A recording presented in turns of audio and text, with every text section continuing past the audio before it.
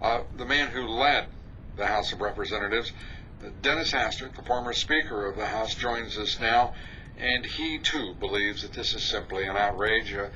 I'm going to say, Mr. Speaker, welcome back. Well, thanks, Lou. Great to be on your show. Let me ask you, how in the world could the United States Air Force come to this conclusion in good conscience? Well, I don't know how they came to the conclusion, period. First of all, I think there's two common sense factors that you have to look at.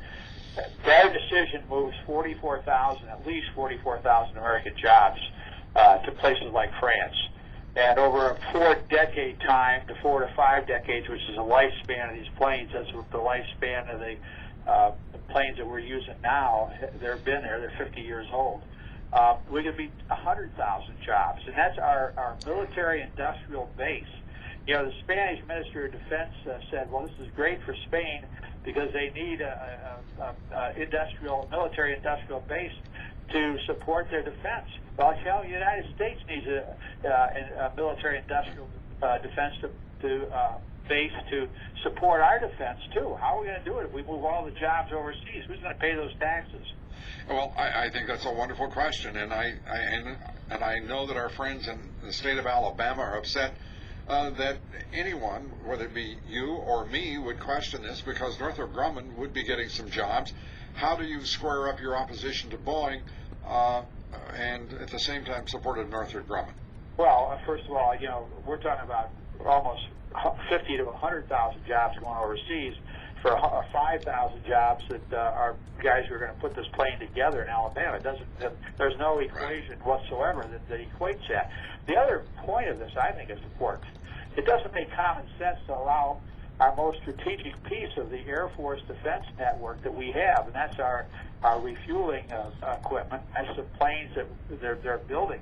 Because and I've been around the world. I've watched us refueling during wartime. And, we're using bases that are the tips of islands. We can't use big planes to come in. And all of a sudden they're using this huge bus of an airplane to do this. We need a smaller footprint. You can't put them in the hangars that we already have. So here we're taking something and putting it that doesn't fit into the footprint. And we're taking that whole refueling fleet that takes our most important, our fighters overseas. We don't have the bases we used to have, so we have to put them off of aircraft carriers. And letting a country that doesn't even, that denies our military flyover privileges, when we're in Bosnia and other places, we couldn't fly over France. Well, and here we're letting them put the finger on our supply line, our planes, and our even more the replacement parts that string out over 50 years. Well, Mr. Speaker, let me ask you this. You supported this administration faithfully, loyally throughout your tenure as Speaker of the House. Why in the world would the President of the United States, he is a free trader at any cost, and you know that I've been very critical of those policies, but how in the world can he rationalize this decision? Well, I don't think the President has rationalized this, and I'll give him that much squiggle room on this thing. You had some general in the Air Force that made this decision. And, I would say that was an ill-conceived decision to be made. I don't think he's looking according what his testimony went according to the law. Well, you got to look at other issues. What is our industrial base keeping jobs here in the United States? Having something that we depend on, a supply line of both planes and parts that we can depend on. That decision wasn't put in the process. Plus planes that we can use. Another interesting fact is our American planes use 30% less fuel than these big buses of the French.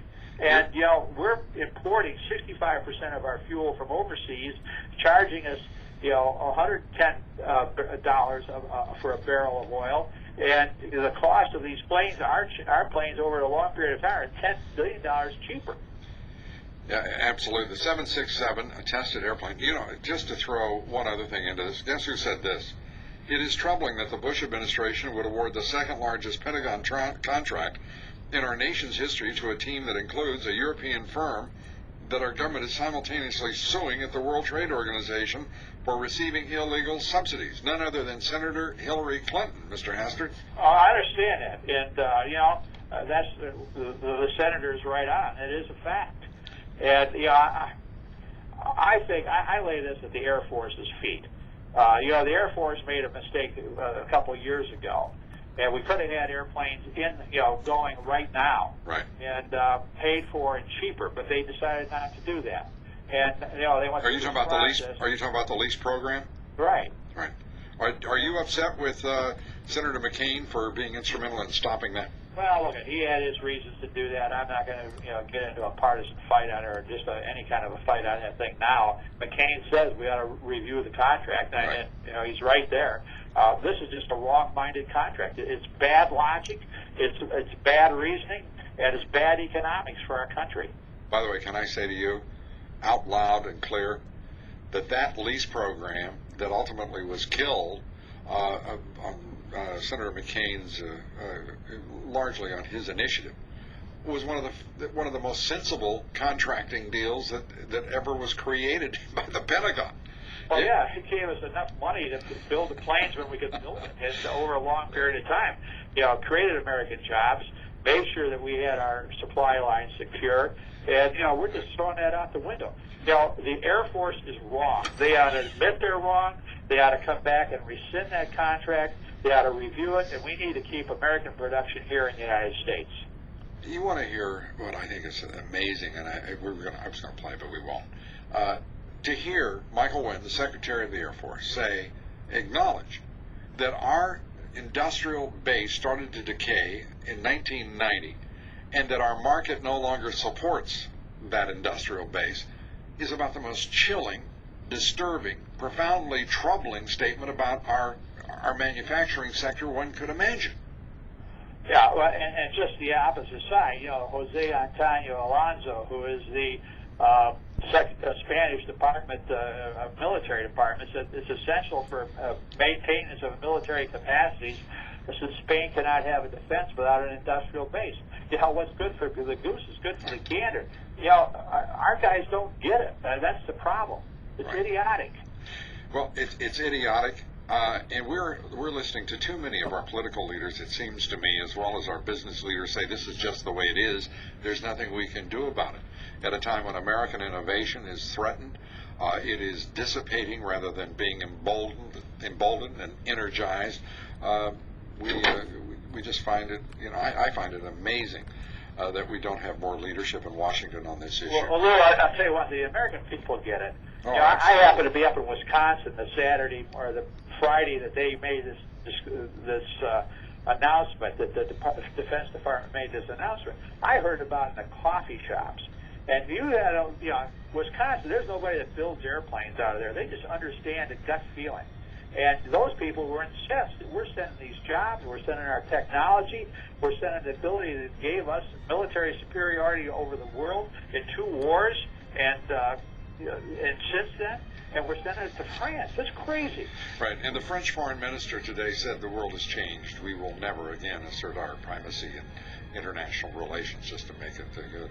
Mr. Speaker, we thank you for being with us. We thank you for joining in the good fight.